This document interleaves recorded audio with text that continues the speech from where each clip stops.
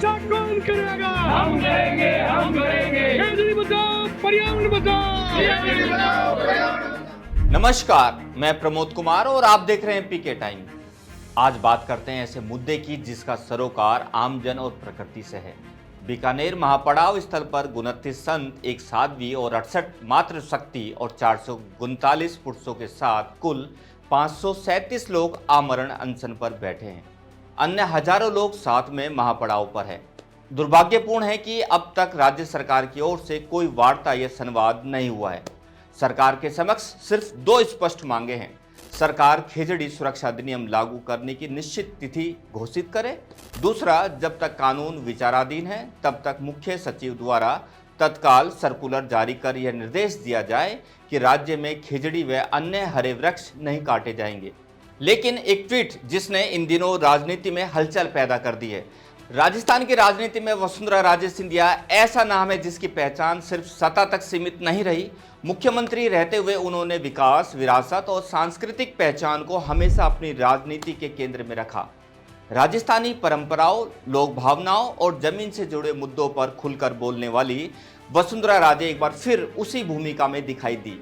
इस बार सत्ता में नहीं बल्कि समाज और प्रकृति के पक्ष में खड़ी नजर आई। कहानी शुरू होती है राजस्थान के उस पेड़ से जो सिर्फ हरियाली नहीं बल्कि जीवन का आधार है। वह पेड़ है खेजड़ी। सदियों से यह पेड़ थार के रेगिस्तान में लोगों को छाया, चारा, भोजन और आस्था देता आया है। यही वजह है कि खेजड़ी को राजस्थान का राज्य वृक्ष कहा गया है। विश्नोई समाज ने इसके लिए अपने प्राण तक निछावर कर दिए हैं। आज जब इसकी खेजड़ी के लिए अस्तित्व पर सवाल खड़े हुए तो आवाज उठी बीकानेर से। बीकानेर जिला कलेक्ट्रेट के सामने खेजड़ी बचाओ महापड़ाव चल रहा है।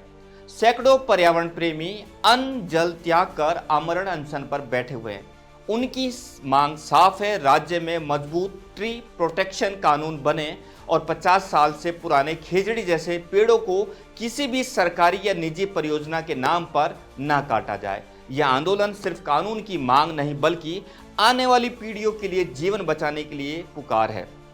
इस बीच वसुंधरा राजे का एक ट्वीट सामने आता है और इस ट्वीट ने पूरी राजनीति में हलचल पैदा कर दी है। उन्होंने राजस्थानी भाषा में लिखा, सिर साठे रुख रहे तो भी सस्तो जान, यानी अगर सिर के बदले पेड़ भी बच जाए तो यह सौदा बहुत ही सस्ता है।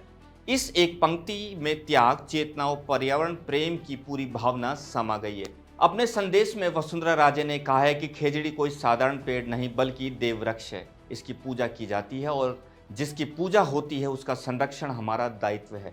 उन्होंने साफ कहा है कि यह विषय राजनीति से ऊपर है और खेजड़ी व ओरण को बचाने की मुहिम में वे हर उस व्यक्ति के साथ है जो प्रकृति के पक्ष में खड़ा है।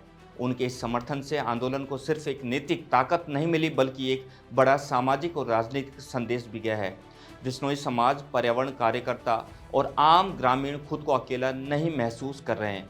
उन्हें लग रहा है कि उनकी आवाज़ अब सत्ता के गलियारों तक पहुंच रही है।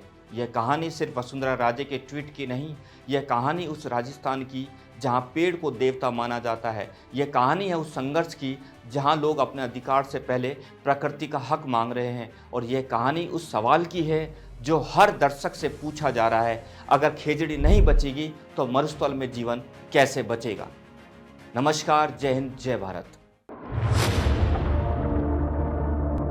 मरुधरा से खुद को जोड़ने के लिए सब्सक्राइब करें और बने रहें पीके टाइम्स के साथ।